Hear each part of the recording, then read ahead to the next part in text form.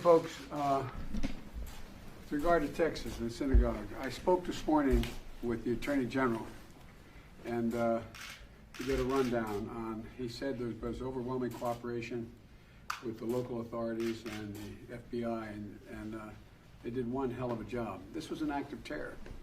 This was an act of terror, and it not only was related to someone who had been arrested, I might add, 15 years ago and been in jail for 10 years. The idea is it was something new.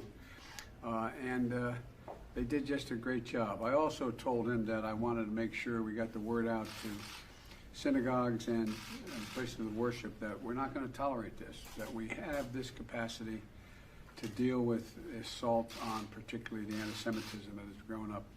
And so, and I'll be talking with, I put a call into the rabbi, we missed one another on the way up here, and but they should rest assured that we are focused. We are focused, the Attorney General is focused on making sure that we deal with these kinds of acts.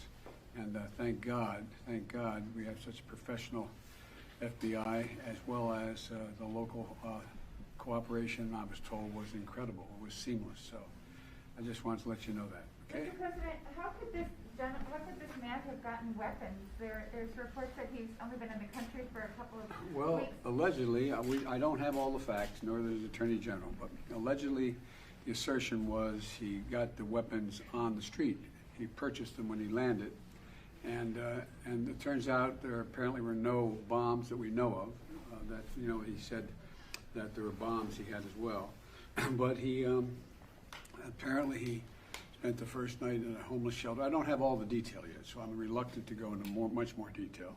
But and allegedly he purchased it on the street. Now what that means, I don't know. Whether he purchased from an individual in a homeless shelter or a homeless community, or whether because that's where he said he was.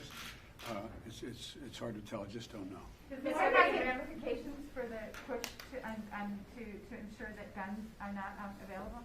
Well, no, well, it does, but it also doesn't. The guns are, we should be, the idea of background checks are critical, but you can't stop something like this if someone is on the street buying something from somebody else on the street.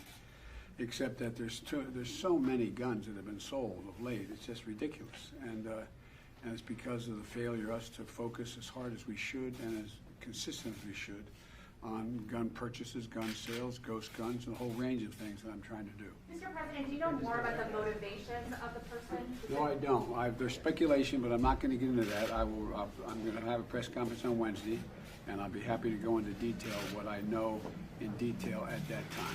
Do you know why he targeted that specific synagogue? Well, no, I don't. We don't have. I don't think there is sufficient information to know about why he targeted that synagogue, why he insisted on the release of someone who's been in prison for over 10 years, why he was engaged, why he was using anti-Semitic and anti-Israeli comments. We just don't have enough facts. Thank you.